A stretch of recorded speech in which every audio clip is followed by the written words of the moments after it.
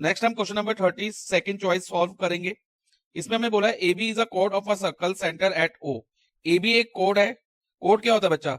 जो दो पॉइंट्स जो सर्कल के ऊपर लाई कर रहे हों उनको लाइन सेगमेंट ज्वाइन करती है ना, उस लाइन सेगमेंट को हम कोड कहते हैं। जैसे पॉइंट ए और पॉइंट बी सर्कल के ऊपर लाई कर रहे हैं और उनको line segment A B join कर रही है, तो ए बी एक कोड हो गया। और इस सर्कल का सेंटर क्या है? ओ है। और आगे लिखा है such that angle A O B 60 degree है। जो सेंटर पे एंगल बन रहा है ना, इस सेंटर पे ये वाला angle, angle A O B कितना गिवन है? हमें 60 डिग्री दिया है। आगे लिखा है if O A is 14 centimetre.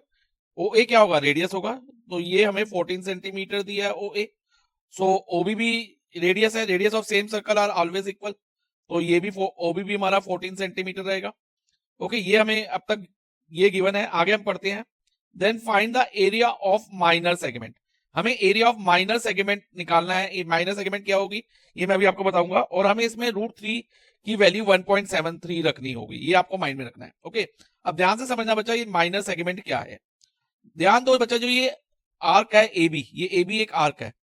Arc क्या होता है? एक part of the circle, circle के सर्कमफ्रेंस का पार्ट। जो A B part of the circumference है ऑफ सर्कल, तो ए बी एक आर्क हो गई। और ए बी कोड है। कोड मैं आपको बता चुका हूं क्या होता है। और कोड और आर्क के बीच के एरिया को, अब ये माइनर आर्क है ए बी और मेजर आर्क ए बी ये बड़ी वाली है, पॉइंटर पे ध्यान देना बच्चा, ये वाली आर्क ये मेजर है। अब माइनर आर्क ए बी और कोड के बीच में जो एरिया बनेगा, जो ये मैंने शेड किया अभी, इसे हम सेगमेंट कहेंगे। और ये कौन सी सेगमेंट होगी? Minor segment. और मेजर सेगमेंट की बात करें तो जो बाकी पोर्शन होगा, बचा हुआ पोर्शन किसका? सर्कल का, तो वो मेजर सेगमेंट में आएगा। लेकिन अभी मेजर सेगमेंट हमें नहीं फाइंड करना एरिया, हमें only area of minor segment find करना है, तो हम उसी पे फोकस करेंगे। अब ध्यान दो बच्चा, माइनर सेगमेंट का एरिया कैसे फाइंड होगा? जो ये फिगर है, पॉइंटर पे ध्यान देना बच्चा, ये ओ ए बी, पॉइंटर पे ध्यान देना, ये एक आर्क ए बी और दो रेडियस ओ ए और ओ बी के बीच के एरिया को हम क्या कहेंगे? सेक्टर कहेंगे। ये सेक्टर है, जो देखो बच्चा मैं हाईलाइट कर रहा हूं, दिस इज अ सेक्टर। ये पूरा एक सेक्टर है। ओके, और इस सेक्टर का सेक्टरल एंगल हमें 60 डिग्री दिया है। ओके, ये हमें मैंने बता दिया था, angle O A B central angle है, तो इसे हम एंगल ऑफ सेक्टर भी कहते हैं। तो ये कितना डिग्री दिया? 60 डिग्री। अगर हम इसके एरिया में से, area of sector O A B में से area of triangle O A B minus कर दें, जैसे area of triangle O A B कौन सा ट्रायंगल है?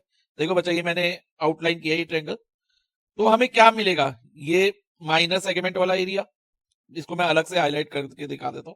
तो ये माइनर सेगमेंट का एरिया मिल जाएगा। तो एरिया ऑफ माइनर सेगमेंट कैसे मिलेगा? Area of sector minus area of triangle, ये माइंड में आपको रखना है। ठीक है, तो हर क्वेश्चन में जब भी माइनर सेगमेंट का एरिया होगा तो हम ऐसे ही निकालेंगे। ठीक है, तो पहले हम एरिया ऑफ सेक्टर निकालते हैं। एरिया ऑफ सेक्टर का फॉर्मूला होता है theta upon 360 multiply by pi r square. तो ये एरिया ऑफ सेक्टर का फॉर्मूला हो गया। ओके, अब इधर थीटा जो हमें दिया कितना गिवन है बच्चा? 60 degree. Central angle 60 upon 360 multiply by पाई की जगह 22/7 लेंगे। और रेडियस 14 है, ओ ए या ओ बी दोनों रेडियस है, तो आर स्क्वायर है, तो इसलिए 14 मल्टीप्लाई 14 लेंगे। अब आगे बढ़ने से पहले बच्चा मैं आपको एक बात बताना चाहता हूं। जो मार्किंग स्कीम में जो आंसर दिया है ना, वहां पर गलती से 60 की जगह यहाँ पर 90 ले लिया है। सीबीएसई की जो मार्किंग स्कीम है, तो वो आंसर जो आया है गलत आया है। आपको यहाँ पर 60 डिग्री ही लेना है, थीटा की जगह 90 नहीं लेना। उसमें 90 लेके सॉल्व किया तो गलत करा हो। ओके, तो अभी हम आगे कंटिन्यू करते हैं। जैसे अब देखो, ये 0 से 0 कट गया। अब 6 और 36 दोनों 6 से डिविजिबल है। 6 को 6 से डिवाइड करेंगे 1 आएगा, और 36 को 6 से डिवाइड करेंगे तो 6 आएगा। अब 7 और 14 दोनों 7 से जाएंगे। 7 को 7 से डिवाइड करेंगे 1, और 14 को 7 से डिवाइड करेंगे तो 2 आएगा। अब 2 और 6 दोनों 2 से जा सकते हैं। 2 को 2 से करेंगे तो 1, और 6 को 2 से डिवाइड करेंगे तो 3 आ जाएगा। अब ध्यान दो बच्चा, अब न्यूमरेटर में हमारे पास बच गया 22 और 14। जो 1 आएगा उसको हम नहीं लेंगे, क्योंकि multiply by 1, any number multiply by 1 is same number, तो हम 1 को कंसीडर नहीं करेंगे। तो 22 मल्टीप्लाई बाय 14 हो जाएगा। अपॉन में हमारे पास आएगा बच्चा 3। 22 multiply by 14 upon 3। 22 multiply by 14 हमारा होगा 308 अपॉन 3। अब 308 को अगर हम 3 से डिवाइड करते हैं तो हमें मिलता है 102.66। एक्चुअली ये 66 रिपीट होता जाएगा, क्योंकि ये नॉन टर्मिनेटिंग रिपीटिंग डेसिमल है। तो लेकिन हम इसको 2 प्लेस तक लेंगे, और हमारा एरिया ऑफ सेक्टर हो जाएगा 102.66 स्क्वायर सेंटीमीटर। तो एरिया ऑफ सेक्टर हमारा निकल गया। अब नेक्स्ट हम एरिया ऑफ ट्रायंगल लेंगे। लेकिन एरिया ऑफ ट्रायंगल लेने से पहले हम एरिया ऑफ ट्रायंगल का कौन सा फॉर्मूला यूज करें? इसमें हमें हाइट तो दी नहीं, हाइट नहीं दी, और ना ये कहा है कि ये राइट ट्रायंगल है। अगर राइट ट्रायंगल होता तो 90 डिग्री को साइड कंटेन कर रही होती, उसमें से एक को बेस और एक को हाइट ले लेते, तो 1/2 इंटू 14 हो जाता, लेकिन ऐसा भी नहीं है। तो अब ये किस टाइप का ट्रायंगल है पहले हम ये देखेंगे। अगर ये इक्विलेटरल ट्रायंगल होगा तो उसमें हम एरिया ऑफ इक्विलेटरल ट्रायंगल का फॉर्मूला यूज करेंगे, विच इज √3/4 a²। तो पहले देखते हैं क्या ये इक्विलेटरल ट्रायंगल है या नहीं। तो इसके लिए हम पहले इसका एंगल ए और एंगल बी निकाल के देखेंगे। अब अगर एंगल ए और एंगल बी भी 60 डिग्री आ जाए, एंगल ओ की तरह, एंगल ओ 60 है जैसे, तो एंगल ए और एंगल बी भी 60 हो जाए, तो तीनों एंगल इस ट्रायंगल के इक्वल हो जाएंगे, तो ये इक्विलेटरल ट्रायंगल माना जाएगा। तो पहले हम ये प्रूव करेंगे कि एंगल ए और एंगल बी दोनों 60 डिग्री है, और वो आएंगे भी। अब फाइंड करके देख सकते हो बच्चा, अभी मैं करके दिखा रहा हूं। In triangle A O B, O A equal to O B, ये मैं आपको बता चुका हूं, radii of same circle. Radii होता है प्लूरल ऑफ रेडियस। अब ओ ए के सामने कौन सा एंगल है बच्चा? Angle B. ध्यान दो, ये ओ ए साइड हो गई, उसके अपोजिट देखो मैंने एरो से दिखाया है, एंगल बी है, ठीक है। और ओ बी के सामने कौन सा एंगल है? ओ बी वाली साइड हो गई, उसके सामने एंगल ए है। देखो इधर भी मैंने एरो डाल के दिखाया, तो एंगल ए है। ओके, तो एंगल ए और एंगल बी हमारे इक्वल हो जाएंगे, तो हम लिख देंगे angle A equal to angle B, और दोनों को हम एक्स एज्यूम कर लेंगे। तो रीजन होगा angle opposite to equal side of a triangle are equal. So angle A और एंगल बी हमने एक्स एज्यूम कर लिए। अब नेक्स्ट हम क्या करेंगे कि ट्रायंगल ए ओ बी में एंगल सम प्रॉपर्टी लगाएंगे। तो उसमें कौन कौन से एंगल आ रहे हैं? Angle O plus angle A plus angle B is equal to 180 degree, angle sum property ASP, ठीक है। एंगल सम प्रॉपर्टी हमने अप्लाई कर दी।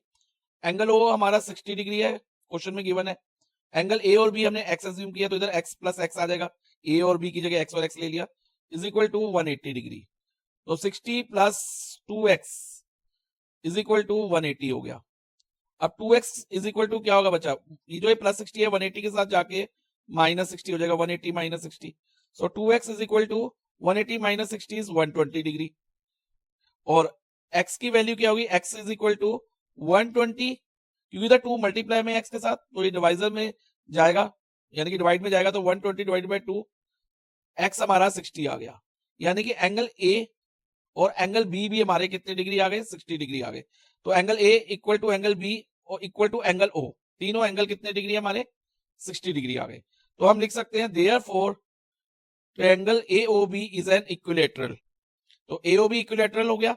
अब ट्रायंगल एओबी इक्विलेटरल हो गया, तो हम इसमें एरिया ऑफ इक्विलेटरल ट्रायंगल का फॉर्मूला लगाएंगे। So area of triangle AOB हमारा होगा √3/4 multiply by side square. Side हम ए मान लेते हैं, तो √3/4 a² हो गया। ओके, अब वैल्यू डाले तो बच्चा √3/4 को भी ऐसे लिखते हैं। ए यानी कि साइड इसकी क्या होगी? इस साइड 14 होगी, क्योंकि देखो जो रेडियस है ओ ए उसकी साइड है, क्योंकि ये इक्विलेटरल ट्रायंगल है तो तीनों साइड सेम होंगी इसकी। तो 14 मल्टीप्लाई बाय 14 होगा इधर। और आप इसको सॉल्व करेंगे, जैसे दोनों 14 और 4 दोनों 2 से डिविजिबल है। 14 को 2 से करेंगे तो 7 आएगा, और 4 को 2 से करेंगे तो 2। अगेन अब ये 14 और ये 2 दोनों 2 से जाएंगे, 2 को 2 से करेंगे 1, 14 को 2 से करेंगे तो 7। अब देखो बच्चा इधर 7 बच गया न्यूमरेटर में, तो 7 मल्टीप्लाई बाय 7 इज 49। ओके, और साथ में √3 आ जाएगा, और डिनोमिनेटर में हमारे पास 1 बचा है, तो हम 1 नहीं लिखेंगे, क्योंकि any number divided by 1 is same number. तो ये हो जाएगा 49√3 square centimetre. Area of equilateral triangle आ गया। अब बचा एरिया ऑफ सेगमेंट, जैसे कि स्टार्टिंग में मैंने बताया था क्या होगा, area of sector minus area of triangle. अब एरिया ऑफ सेक्टर हमने कितना फाइंड किया? देखो बच्चा 102.66, ओके, माइनस 49√3 करेंगे एरिया ऑफ ट्रायंगल एओबी। अब देखो बच्चा 102.66 माइनस, अब √3 हमने कितना लेना है? देखो क्वेश्चन में मेंशन है 1.73, तो 49 मल्टीप्लाई बाय 1.73 हो जाएगा, इज इक्वल टू 102.66, और 49 मल्टीप्लाई बाय 1.73 करेंगे तो हमें मिलेगा 84.77। तो फाइनली अगर हम 102.66 में से 84.77 माइनस करते हैं तो हमें एरिया ऑफ माइनर सेगमेंट मिलता है 17.89 स्क्वायर सेंटीमीटर। तो यही हमारा आंसर है। और ध्यान रखना बच्चा, जो मार्किंग स्कीम में आंसर दिया ना सीबीएसई ने प्रोवाइड किया वो गलत है। वो इसलिए गलत है क्योंकि यहाँ पर थीटा में 60 की जगह उन्होंने 90 लिया है, जो कि गलत वैल्यू ली है। क्वेश्चन में थीटा में 60 डिग्री दिया था, हम 60 डिग्री लेके ही सॉल्व करेंगे। ओके, तो फाइनली हमारा आंसर हुआ 17.89 स्क्वायर सेंटीमीटर।